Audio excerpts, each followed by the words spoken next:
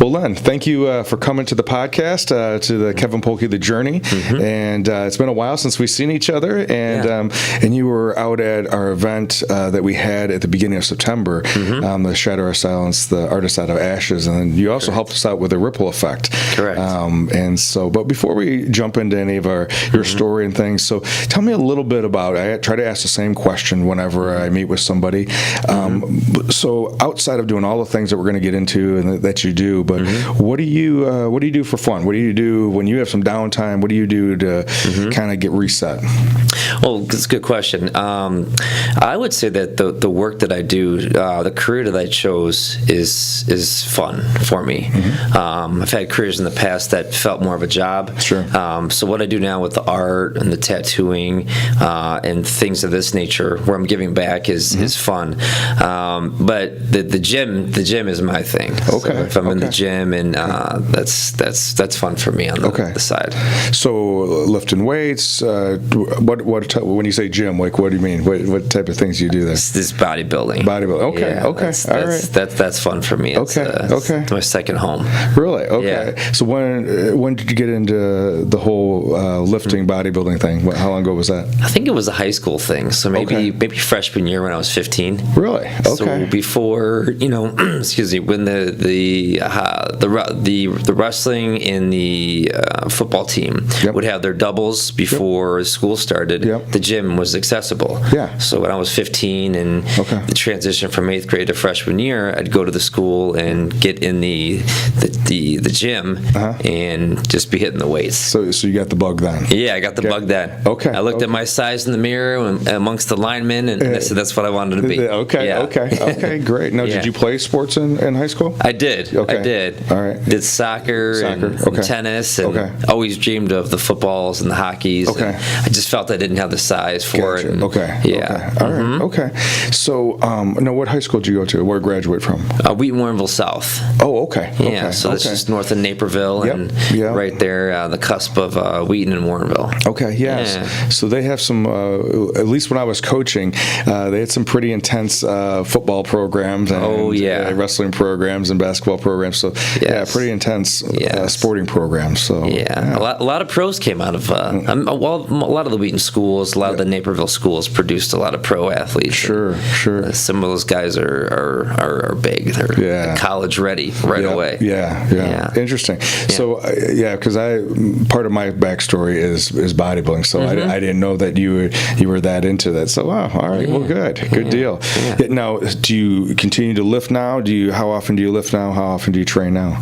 Well, usually it's a 5 to 7 day thing a week. Okay. When I was traveling for my business, and then for the hobby and the speaking, I took about 2 months off. So I'm just now getting back into it, and the food preps and the after work, hit the gym, and instead of doing other things is now kind of a staple again. Sure. Back in that happy place. Sure. Yeah. I can relate to that. That's how my day starts. It's either stretching and meditating in the morning, and then I get to the gym, and then I can start start counseling or speaking or whatever it is that day I do. Right. So that's good. Well, good deal. So tell us a little bit about what you do now. I mean, you talked about that in the past. You've had some jobs, and now you're more in that flow. What you want to do. So tell us a little bit about maybe what that journey was like, and from high school or whenever that was, and what were some of those jobs that you had, but were definitely jobs, and now you're kind of more in that where you want to be. So tell us a little bit about that. Well, I always did art. Okay. Architecture was more of my kind of passion. Okay.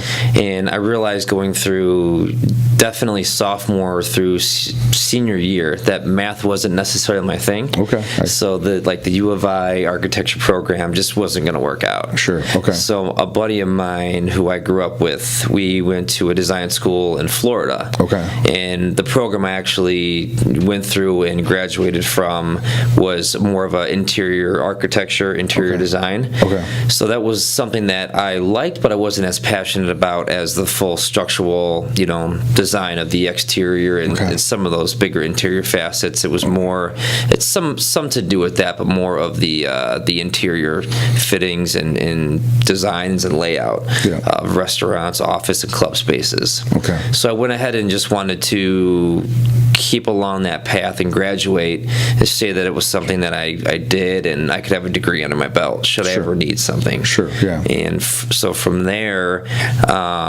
so many other jobs just came into play because I needed to make money and wanted an opportunity. Yeah. So when I say I have done, I think every career that you could do from graduation in your 20s into your early 30s, I did, besides firefighting and police and military. Sure. Okay. Yeah. Okay. So where did the story of where'd your interest in art? Was there somebody in your life, someone in your family that saw that you had some talent, or they were steering you one way? And tell us a little bit. Tell me about that. How'd that all come about? Well, my mother was always creative. Okay. I mean, when I was growing up in the 80s, I mean, if there was a Halloween costume to be made, she was all over it. Okay. If it was decorating or anything, she was all over it. Okay. She didn't necessarily put pen to paper.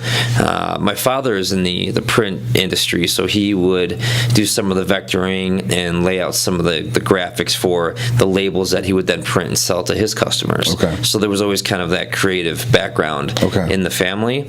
I just kind of gravitated towards drawing and designing homes and cars. That was kind of my thing. Okay. And that was all based off of pencil and black and gray type media. Okay. You know, my grandfather worked with wood, and he actually would like do some doodles when we were kids. And I said, well, he's got some real art in him, some more of the wispy and fun cartoonish stuff. Right. And I think I elaborated off of that, and just kind of always drew as a kid. Okay. And that really, went into the whole architecture is what I wanted to do creatively, but as a full-time career moving forward. Yeah. So you were talking about that. Obviously, you have artists around you, creatives around you, growing up, and so they're allowing you to embrace that and helping you foster that. And then you talk about this part that you want to be possibly go into architecture, go into structural design, those types of things. But then you talked about math wasn't necessarily your strong suit, or at least it wasn't back then. So was there something that happened with school that all of a sudden now the counselors are like, if you're going to go to U of I or you're going to go to Iowa, you need blah blah blah. So what was it like crossing that bridge? Sure. Well, I think it was more not only just the math part, but it was maybe the intimidation of going to a large four-year school, so U of I, as opposed to a trade school that I went to with a buddy down in South Florida, which is equivalent to, say, the Art Institute, where there might be 1,200 kids in the whole school. So that kind of was another selling point. And it was in Florida, too, so I was on the beach. Sure. Yeah, that's a little bit easier to sell. Yeah. So then when you were down there, did that start kind of giving you more of an idea of now I got this piece of paper that gives me permission to be able to go and get these jobs, right?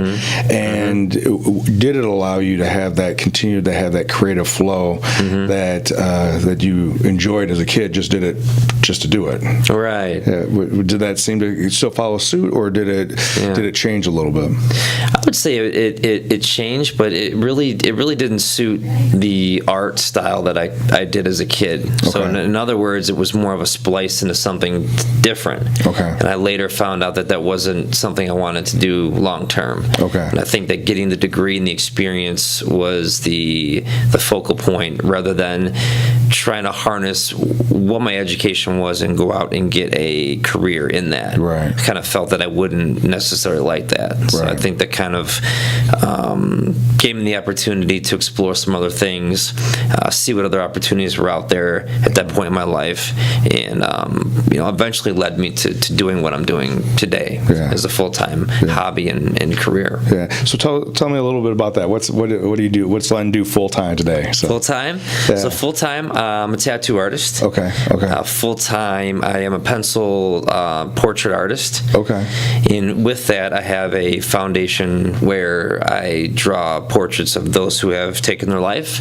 Okay. For the family members who have been left behind. Okay, so survivors. Survivors. Yeah, significant others who survived someone dying as a result of suicide. Okay. Yeah, I do those, and then starting a semicolon project. I do know, I haven't read the full story, but I know that the semicolon project started a few years back, and I like the meaning of it, so that's something that I like to kind of donate and give back along with the portrait work. Gotcha. Okay. Yeah, why don't you kind of jump in, because the semicolon project's been around for a while. Yeah. And I think as it's like many things, any things that are like movements, it starts off for one reason, then it kind of grows as other individuals kind of personalize it, take it on, and it goes to another level. And for you, what does that mean to you? What does it mean for you? What grabbed you with the semicolon project?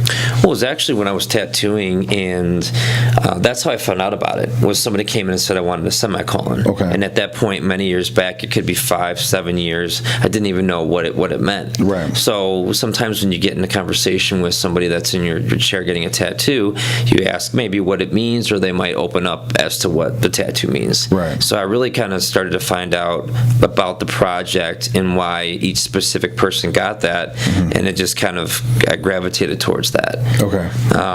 And same to be said for the portrait work. I started the portrait business where I was commissioned to draw, people's children, their homes, their cars, loved ones that had passed away. Okay. And then I was commissioned to draw a woman's daughter who had been bullied in school, and she took her life. Okay. And so he commissioned me to do that. Right. After completing that, because of my personal background with mental illness, especially the teen bullying, I said, this is part of a mission. I can't really charge or accept money for doing this. That's how I wanted to donate and to give back. Okay. So I could reach an audience that maybe didn't have resources to say, I can pay you X amount of dollars to do this portrait and give it as a gift, to somebody who was surviving that type of loss. Right. Okay. Yeah. So that's kind of how that started. Okay. So your primary source of revenue is the tattooing, right? And that could be any type of your style or what a customer comes in and is looking for. And then when it comes to the semicolon project, that's part of what part of your giving back, and then the portrait's also part of giving back. Correct. Gotcha. Okay. Correct. Gotcha. So go ahead. Yeah, and it's so new. Yeah. And I haven't, when I did an event that you were nice enough to have me come be a part of, was kind of my statement of saying this is what I'm going to do and what I want to do. Right. Okay. And now that I'm back more in a shop setting, I had somebody come in. It was the last tattoo of the year, last year in 2018. Okay. So that was the last tattoo I did, was a semicolon. And I told the person, the client, that, hey, I'm going to be doing this as, I'm going to be gifting these and donating my time in this art, and I'm going to mention you on a podcast I'm going to do with Kevin. Okay. And she said, she told me her story as to why she got it. Okay. So it's the passion for it's even greater. Nice. Yeah. Okay. Okay. Well, it's interesting. I think that is how things unfold, right? Is that you start following that nudging, you start following that thing that it's like, okay, I need to do this, and then we have we're going to have tension or conflict between, or how do I go about doing this? Do I charge? Do I not charge? Do I give this away? How do I go about doing this? But those are just the details. It's more about following that calling, and I think also a part of that, at least this is what I found in my own journey, as well as other people that I've talked to, is that many times that thing that we're called to comes out of some source of pain, some source of our own conflict that we may have gone through, or that has either happened to us or we've maybe vicariously learned through. But you talked about you mentioned a little bit about your own mental illness or your own journey with that. What tell me a little bit about that, and what was that like? And it sounded like there was some bullying. You had been a victim of bullying too, or so tell me a little bit about when did that all come about, and when did you notice that it was a difference between sadness versus no, there's something else going on here. I'm not just bummed out. So. Yeah. Well, the funny thing is I was a pretty quiet kid in high school. Okay. I was fortunate enough to have a outgoing best friend who, if there was the pair of us, he was always the one that was, outgoing, and he was the one that incorporate us into groups that maybe I wouldn't have maybe had myself into or a part of. So we always had friends, and he was in sports and I was in sports. And he's a bigger, stockier dude, so people didn't really mess with me. And I was too quiet, and I didn't really have an opinion to where somebody could make a judgment about me or had anything. Didn't have the braces in high school, didn't have the big glasses in high school. So I wasn't bullied, but who I am is somebody of a sensitive nature. I feel the pain of others. Yeah. I guess you could say it's empathic. Yeah. And I saw a lot of kids get bullied, and I felt for them. Put myself in their shoes, and I would be around those people. I'd be around the people who, of all different just types of people in school. And I witnessed that. And then, of course, when I started the foundation and found out the reason why a lot of these kids had taken their life with the bullying and the cyberbullying now with the social media is where it really hit my heart. And the mental illness that I went through or felt, I guess you could say, that came years prior and kind of went through high school, but I was personally never bullied. So I can't imagine having felt the way I did and being bullied like some other maybe kids or young men and women went through in those earlier years. So you said something that I've been drawn to and learning more about. Some of it has to do with myself and a couple family members, and then just individuals I've met. And I was introduced to this body of work, research that's done called the highly sensitive person, and I'm drawing a blank right now of the lady's name who started that work, but and it was about this idea that we all have a limbic system, and in that, with our limbic system, the stronger a person's limbic system is, the more likely we're going to be able to pick up on or sense what or feel what is going on with someone else. And so individuals that tend to be more sensitive or highly sensitive, it's not necessarily we have, especially for us as men, we have this negative stereotype about that. But most creatives, most counselors, teachers are going to have some element of this empathic intuitiveness, that stronger limbic system. And so we may deny it, we may push it down, but some of us are just wired that way more so than others. And so when I do some trainings on bullying, we talk about how the bystander is equally impacted by the violence of bullying, and that's what sounds very much like where you were. Vicariously, you were picking up on what was going on, and you empathized with the other classmates who may be getting a hard time, and if you're like I was during that time, I didn't understand it. I didn't understand why it was happening. Because not ever thought about doing that to somebody, and so I didn't get the why at all, behind that. Maybe now I have a little bit better understanding when I've listened to individuals who've been bullies, why they do what they do, if they can articulate. But so that's interesting about, and it probably goes right into the same things with where you've picked up on, had empathy for individuals and wanted to give back, and that piece as well. So you went through. So you didn't have necessarily, because of your friends, because of your own nature, you didn't necessarily yourself get bullied. But then you were an internal person. You internalized a lot of things, and just if you can, is there a difference between depression and being an not introvert, but introspective? How would you, for you, how do you differentiate for you? How have you come to differentiate between being someone who contemplates about things, who thinks, who feels, versus someone who has depression? So, sure. What are your thoughts about that? Yeah, well, I'm trying to understand the question. Okay. If it's something for me personally, or is it? Well, or just in maybe if there is something from you personally, if you've noticed that, because it sounds like you definitely had that intuitive, creative side. You talked about being able to feel what other people were feeling, and I know for me, there's times in my past where I can get caught in a loop of where I'm overthinking things, and I'm picking up on someone else. I know they're in a bad mood. I know they're not. Was that because of me? Is that their own stuff? No, it must have to do with me. Sure. Because I bring it all the way back to me all the time. And so what is that? What's that going on? And if I get caught in that loop for too long, either my anxiety goes up, or I can get caught into this depressive loop. And for me, if I catch it soon enough, it isn't a chemical thing. It's not a chemical piece, but it is a negative loop that I keep on finding more things to reinforce it. Has there been time periods when it's been more of a chemical thing for me? I think so. When I wasn't taking care of myself or overworking, wasn't getting enough sleep.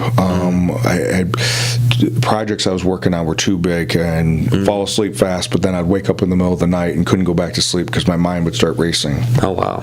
And I would never, wouldn't go back to sleep, and so my body's never got restored. Right. So then I got in a vicious loop, and so there was definitely some things going off, chemical, that were just now starting to feed itself that way. But it didn't start off. For me, I never experienced what some people experience with a lack of serotonin or that clinical depression. I never experienced that. But obviously, being a counselor, I've encountered and worked with a lot of people who have. So that's why I was just curious, because a lot of creatives, when I've worked with them, they struggle either after a show or an event, and all that build up to it, and then afterwards it's and they don't know what to do with that. They need to step away from everything to restore. Right? Sure. So I was just curious about, because you clearly have that creative side, clearly an artist, and I've just wondered if you had experienced anything like that. Yeah, I would say I did. I mean, I don't know. I think if I'm trying to, compartmentalize the question as far as maybe recharging my batteries, or is that kind of what you're saying, or to step away from? Yeah, or just your own experience with that. I mean, if now, like you said, you're in a much better place right now. Of how to maintain that flow, and what do you need to do regarding that. And you said that's when you go to the gym, right? And that's a piece of that. And then what are there's other things that you do besides go to the gym to kind of get grounded, get restored? Yeah, I would say everything I do is kind of purpose driven. Okay. It's almost like a bodybuilder. If they eat for not for taste, they eat for fueling and purpose. Sure. I'd say that's kind of how I live my life, is more purpose driven. Because some of those wants and needs in my previous years, maybe that things didn't work out the way I wanted to, and then maybe that led me down the path of negativity to not want to be here per se. So now the things that I do, I simply by taking care of my health is what's kind of brought clarity. It brought me back to the world, allowed me to maybe mitigate the medications and kind of let, I guess, nature heal me, if you will. And in that, really going for the things that made me happy, which is to give back and to help other people, put smiles on people's faces. Sure. So I think being empathic and being seeing things in younger years, it's allowed me to stay happy. It's kind of kind of work through my pain, but also to give back. And with like the portraits and giving back, art's almost like is therapeutic for myself to sit there and draw something. And it's a masterpiece to me when it's finished. And then when somebody's, I might not necessarily know the person that I'm drawing, but when it gets to the recipient, you see the tears, and it's almost as if I knew the person myself that I'm drawing and almost connecting with. So I would say that the things that kind of pull me and keep me going are the things that I use as therapeutic devices to stay on the right track. Stay away from that dark kind of side and path. Yeah. So, and you've talked about that a couple different times, today, about that idea of purpose and feeling fulfilled by doing this work, by being able to give back. Many times I think we have a greater appreciation for that purpose when we've had a time period in our life when we didn't feel we had that purpose. And I know for me, when that's been part of my story, there was a gap in time where bodybuilding was done, I wasn't competing anymore, and I was, different boxes were checked, but I was in the recreation of I had to recreate myself, because that was over, that was done. I was no longer a competitive athlete, and specifically no longer bodybuilding, which had been my identity. And I was kind of lost. And what came out of it was becoming a counselor. And becoming a teacher. That's what came out of it. But there was a time period where I didn't know. I was searching. I knew what I wasn't, but I didn't know where I was. Now, for me at least, the whole time it was within me. What I was supposed to be the whole time was there the whole time. I just didn't know it. I just didn't, hadn't discovered it yet. It hadn't revealed itself and hadn't unfolded. And if it was sneaking out every once in a while, I kept on thinking it was no, it must be something else, And so I'm just wondering, was there a time period where you were in that struggling of, because you used that word purpose a handful of times, so obviously it's a key to where you're at now, and knowing that you're on the right part of your journey right now. But what was that time period like with maybe it wasn't as clear? Right. Well, that I think it stemmed from college. So I graduated. I was in school, and I remember calling my parents maybe first semester, because like I said, I wanted to do architecture. So when I started the program at the design school, it wasn't architecture based. It was kind of a different style of design or architecture. So I remember wanting to either switch degree programs, or come home and hit the reset button and find something else, or go to work right away. And the decision I made with my family was just to kind of ride it out and give it a little bit more time. But that went from enjoying it to just the purpose of, let's get a degree, let's get the piece of paper so that you can have the completion, you can have a degree under your belt, and see with that degree what you can do in other avenues in life. And how much time did you have left when you were really in that kind of like, I don't know if I want to do this? Like, did you have a semester left? Did you have a year left? Okay. This was first semester. I knew right away. And this was a 2-year program or a 4-year program? It was a bachelor's of 4-year, and then for like interior design, interior architecture, I think you need to get certified another year to practice in your state, license rather. So it was right before like 9/11 happened, and I got the call from my parents, and like, if you want to come home, you can come on home and switch schools, transfer schools. So I came home from Florida and transferred to a school in the city. Upon transferring, some of those credits wouldn't transfer over, so I lost about a year's worth of credits. So now I had to play catch up from a degree program that I could have already kind of cashed in at that school. Go to school for a couple more years years in the city just to get that degree. So I knew all along that it wasn't something that I maybe wanted to do full time.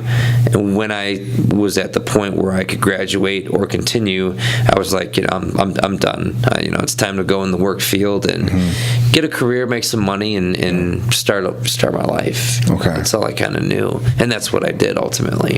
Yeah. Okay. Yeah. So early on, you knew that this was that. Okay, I should do this. I'm supposed to do this. Get this piece of paper. But you were taking one for the team. Yeah. early on. Okay. Yeah. Okay. Yeah. So man, that's tough. Once you become aware of it, you can't not be aware of that, right? I mean, that makes a journey even harder. So it was difficult. So you had a reason for doing it, but that's different than a purpose, right? Yeah. I mean, the reason was that the piece of paper is supposed to give you some level of insurance. Sure. Assurance or insurance that you're going to get some kind of job or career or something like that, right? Okay. Yeah. I mean, very much. It was there was that part of me that had drank that Kool-Aid too, and was under. I don't know if I drank the Kool-Aid, but it definitely was being offered, right. And because like in my case, I got a 4-year degree, 2 years at a community college, and then I went to Illinois State and got a degree in psychology. Okay. And but I had never met a counselor. I had no idea what a counselor did or, anything about that at all. And it wasn't until after I graduated. And my first job out of undergraduate was a correctional officer. I was a juvenile correctional officer for a year. Oh, wow. And it was only through that I started discovering a little bit, but I still hadn't met a counselor yet. Oh, wow. And so it was an interesting, because I thought I was interested in the idea of psychology and the idea of, what makes us, think the way we think and do the things that we do. Sure. But I never had that really tied directly into clinical counseling or anything like that. That came later. I was supposed to go to school to get a piece of paper. That's what you're supposed to do, and once you start it, you got to finish it, type of thing. Right. But there was reasons for doing it, but it wasn't necessarily a purpose for me either. And so so you get into the workforce, and you're doing different jobs that this piece of paper allows you to do, right? And those types of things.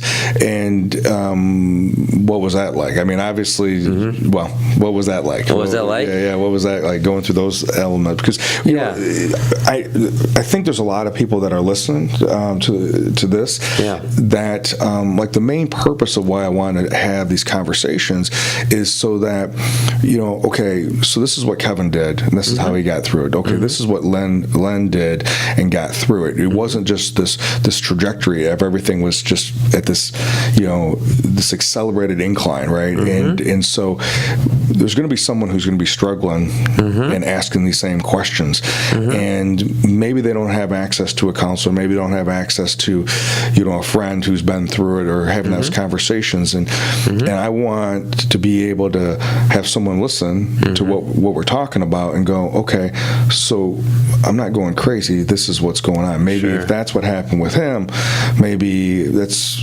we're not really alone, right? I mean, so it's that idea that there may be someone who is going through the same thing or has gone through the same thing, and I'd want to kind of give them some guidance. So as you were searching through that time period, and you weren't, it wasn't yet a purpose. I mean, it was serving what it needed to serve. I'm assuming you were making money, and certain people probably in your life were going, all right, Len's going to do okay here, and but what was that like, not having really found the thing yet?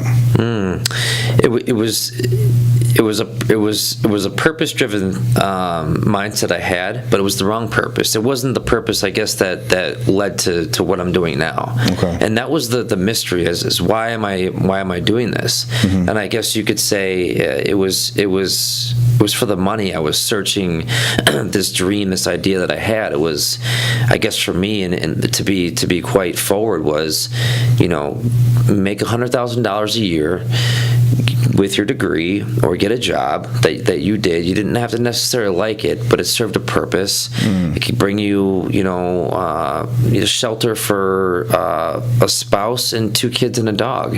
So I wanted to do whatever was out there to get the finances to live, which was fine. But for me, in my whole story, is that wasn't it, and everything that I went through, I felt it needed to happen for me to do what I ultimately do, which is bringing me to things like this that you set up, for me to give back and for me to feel fulfilled in that.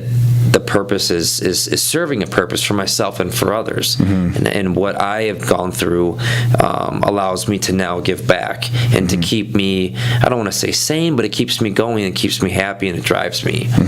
And it was really a lot of those jobs just were not fulfilling. I didn't get farther enough in any one of those careers to reap the benefits of, I would say, what was set out or my coworkers were doing, say a 6-figure job. It was always in the beginning stages.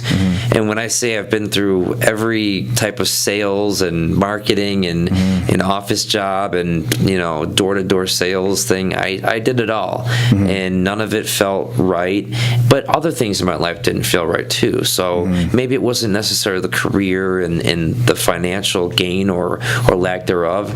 It was just whatever I needed to go through in those years, the 20s, where I'm at the peak of my sensitivity and the peak of action and friends and stimulation, that it had to either work or it had to crash, and to see what would come out of those ashes. Yeah. And that's really what led me to doing the things I'm doing now.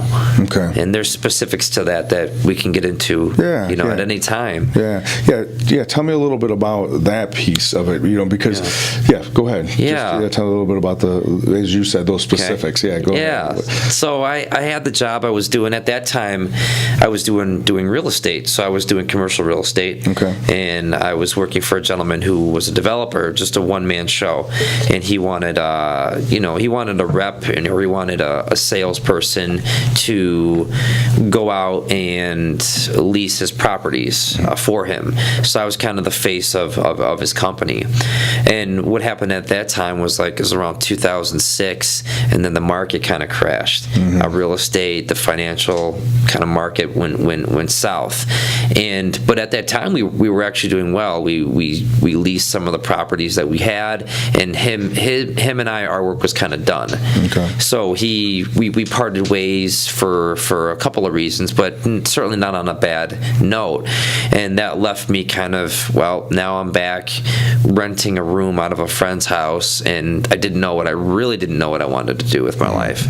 That's going on the careerbuilder.coms and really saying, this is what I want to make. What can I do with the experience I have, and then this degree in something totally different than the careers that I had kind of went through up to that point. Okay. It wasn't like I stuck with one industry, and I was building my experience in my portfolio, I guess you could say, a resume through one industry. I jumped everywhere. Yeah. Administration to sales. Okay. So then, I would say in 2007-ish, and when I was 27 is when a lot of things, I guess, came crashing down on me personally. Sure. I guess you could say the world kind of just flipped upside down, and relationships, and the place where I lived, and family issues, and person A could go through them with a smile, and they could rise from the ashes right away and know what they need to do to get themselves better, get on track. I went the other way. It ate me up, and that's when I decided, I said, I'm done, and I tried to take my life pretty violently. Okay. So that's when I was out. I was done, and I was 27. So from the events of that instance, I ended up in a crisis unit at a hospital, and from there I think is when everything started. Because I was in there, and I remember there was this woman, and she sat down and she saw me doodling during times between meals and your therapy groups when you're in those inpatient 24-hour lockdown types of environments. She said you need to either be a psychiatrist and help people or be a tattoo artist.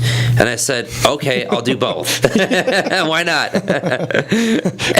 So that's what I did. Sure. I got out of there and get reacclimated to the world, and I started drawing for the mindset of being a tattoo artist, and I looked into the undergrad program for going pre-med at Loyola Med School. Gotcha. So I did both because I wanted to help it. I've always been able to listen and give feedback. Right. And I wish I would have done maybe your route or other people's route of being a counselor right when I was out of high school.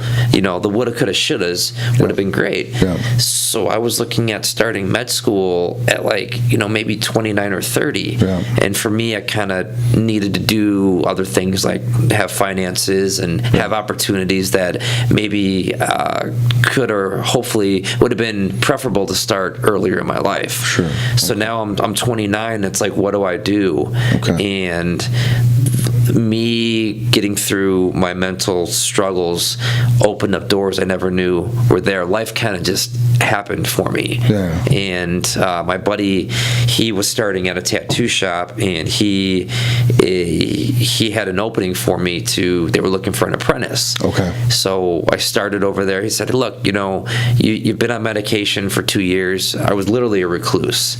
I really didn't come out of the basement for 2 years. My parents were with your parents at that time? Yeah, staying in the basement. Now, I made this basement amazing. Okay, this was great. This is my sanctuary. Sure. When I was getting better. Yeah. And then we can go into what kind of got me better and brought me back to the light. Well, sure. Let me ask you real quick before we jump too far into that. Sure. Because I guess part of it is, there's a lot of people they're either fearful that either themselves or a loved one is going to find them in this spin out and contemplating, maybe I'm better off not being here. And if you look back now on those I don't know, from maybe it was 22, 21 to 27, whatever that time period was when you were doing all these different types of jobs, trying to figure things out. If you were able to kind of summarize all that, looking back on it, not at the time necessarily knowing it, but what was driving all that? I mean, you've been a pretty driven person. It sounds like your entire life, and so obviously you'd be driven during that time period, and you had multitudes of different careers or jobs that you were trying. So what was that? I mean, what was that thing that was driving that? Because obviously that was a contributing factor. To realizing it's not working. I mean, so what was, if you can capture that, what was that? What was driving? What was the thing? To kind of keep me going through those careers and jumping around in my 20s, you're saying, or like the earlier years before the splice, I could say. I guess, okay, so let me use myself as an example. Okay. I remember when my bodybuilding career was coming to an end. I'd already won the Mr. USA. I'd already been won the Mr. Illinois, Mr. USA, Teenage Illinois and USA, and I would continue to compete as an adult in the men's. But I never won another show. And I knew, without telling her, I knew that it was coming to an end. But I was afraid of it being over because if it ended, who would I be? All right. Because I was only, in my mind, this was it. Right. And there, another part of that story goes back is that I remember, in my mind being invisible from a social stance. Well, I wasn't invisible as captain of the football team, captain of the wrestling team, this bodybuilder, all these types of things. And the fear was this little sixth grader, little seventh grade person in this big body was afraid that if I stop doing this, then I'll go back to being invisible. Okay. And so I would continue competing, even though I essentially knew that it was over. Yeah. And so that's what I mean. I'm wondering if you have you looking back in that time period, what drove me, it was good. When it drove me to do things that other people weren't willing to do and discipline themselves and things like that, it drove me that way. But there was also a flip side to that that got me way out of balance, and I stayed too long. And so it was good, and then it wasn't, type of thing. And that's why I'm just curious if there was a similar type of thing for yourself pre that really darkest place, where things were getting darker, but you were still moving, but there was something that was, maybe it was someone else's voice, maybe it was your own, like in my case, it wasn't, no one else did that to me. That was Kevin. That was Kevin that was doing, no one intervened. Right. Because I didn't tell anybody what was going on. Okay. But no one was telling me that I had to do that. Okay. I was chasing after that dragon, running from the fear of being invisible again. So what if you can think of that time period, because you were chasing, you were looking for something to fit in and to fit. What could you? I was running from myself, and I was chasing my heart, because in my 20s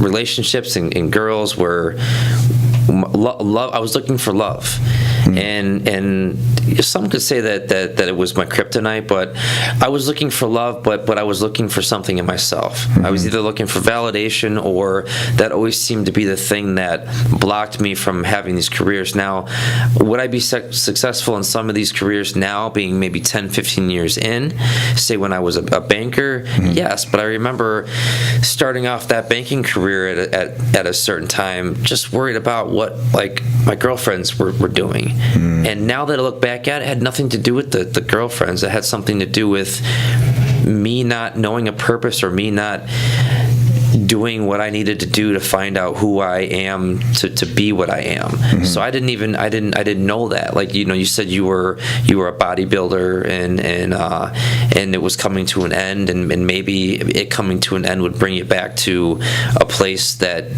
got you into it.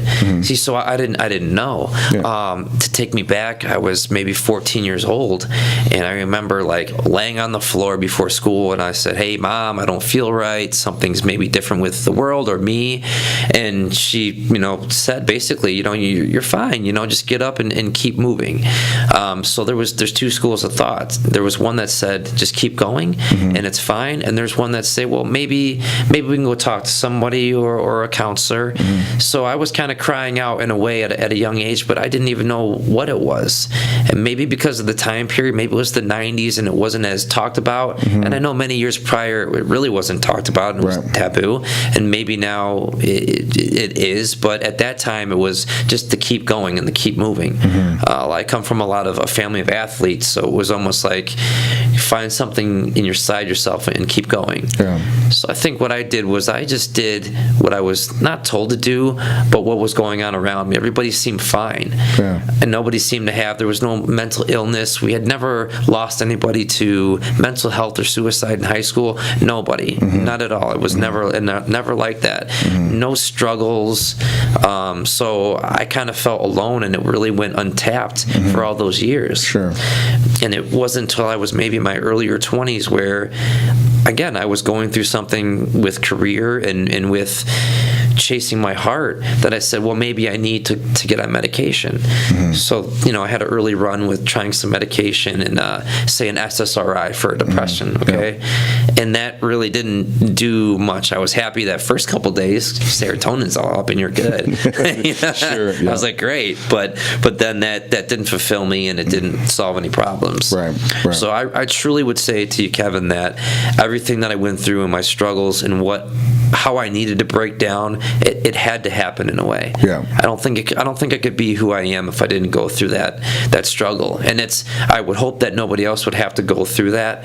And that's why I do what I do. Yeah. Because I try to say, for me and my experience was that I was chasing the wrong things and I got these wrong results, and I needed to look within myself to find, because if a career was what I struggled with and what kind of brought me down in the financial side, I said, what else can I do to maybe be fulfilled, but then to get revenue?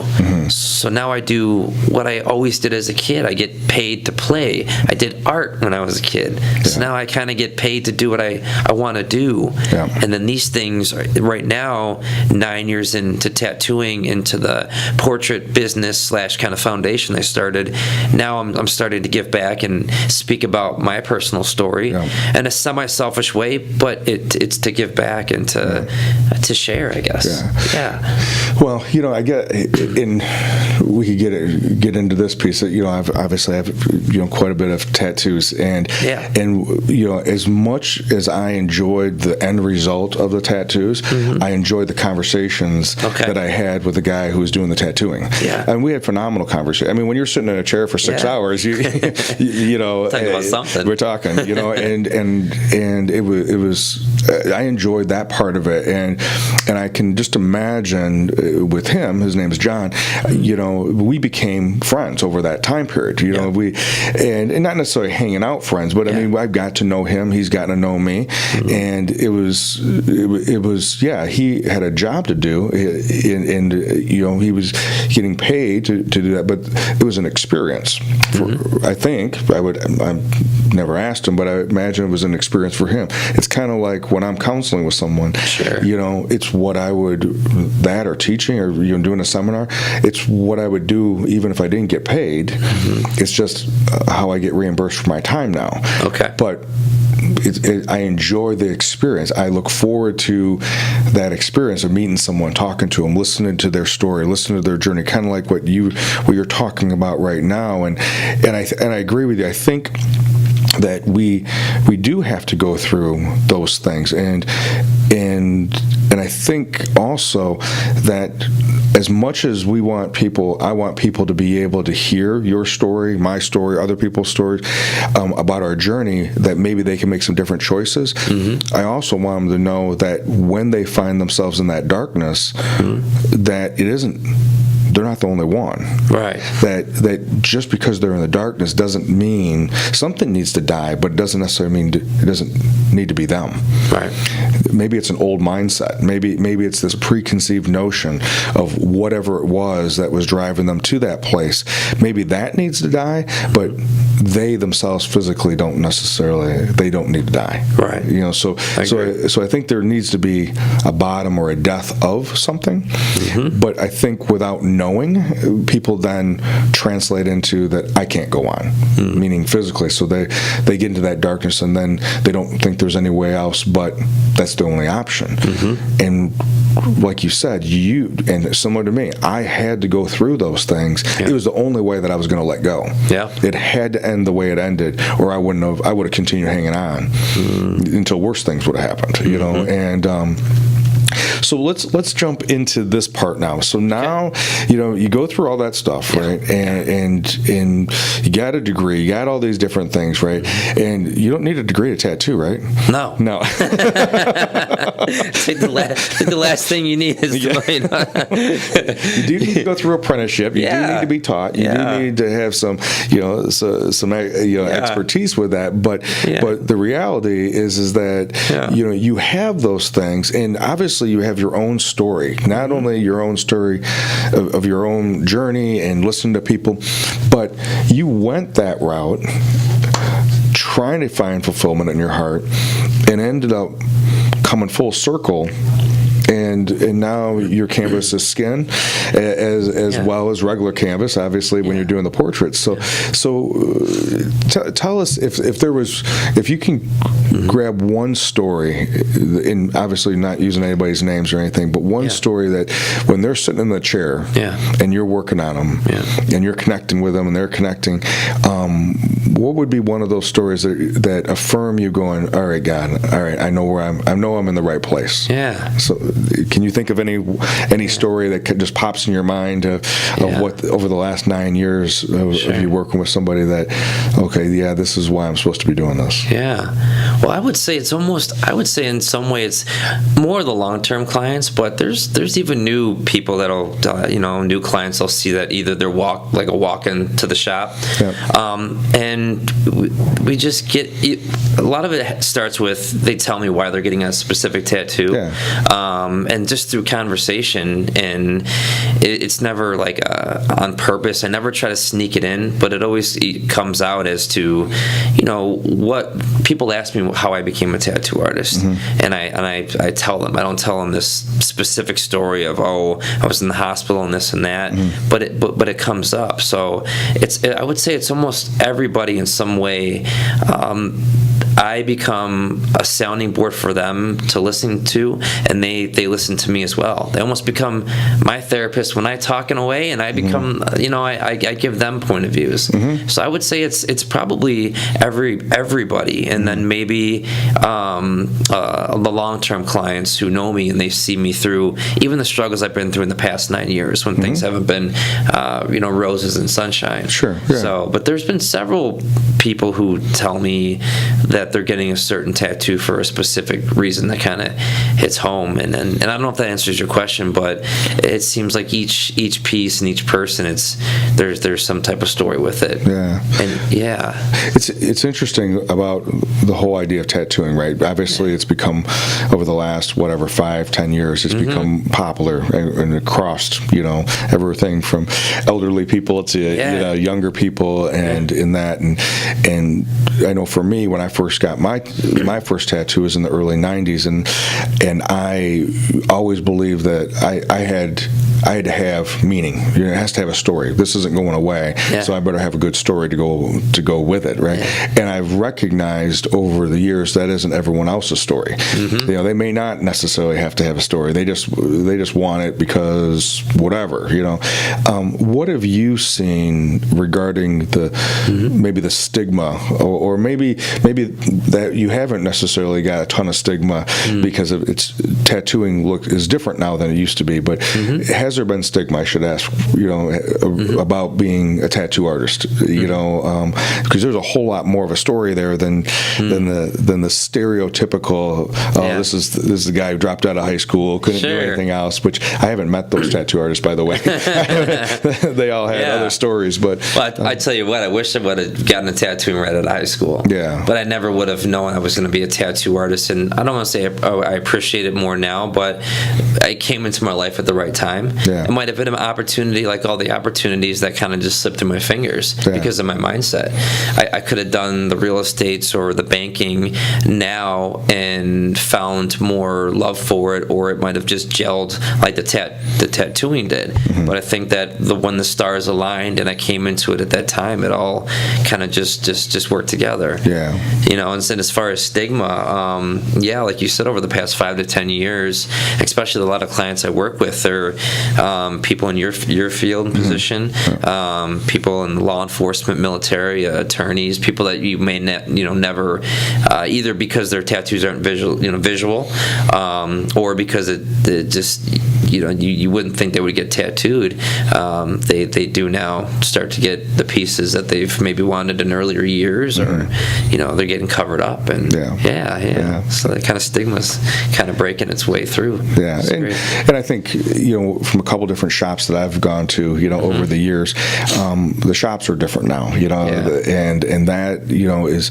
and there's a lot of different things that have changed as far as regulations and safety and all those types of things. So, well, let me as we're getting ready to wrap up for today, sure. and I definitely appreciate, and especially as your foundation's growing and as you're doing this more and more, I would definitely, if you're open to it, I'd like to have you, if you'd be willing to come back on, at some time in the future as you continue this journey. But if there was anything that you with the work that you're doing right now, with where you're at in your journey right now, and how things have been unfolding for you, and as we've been reflecting back on what got you to this place, is there anything in particular that you would want to let someone know about, regarding maybe their journey or whatever?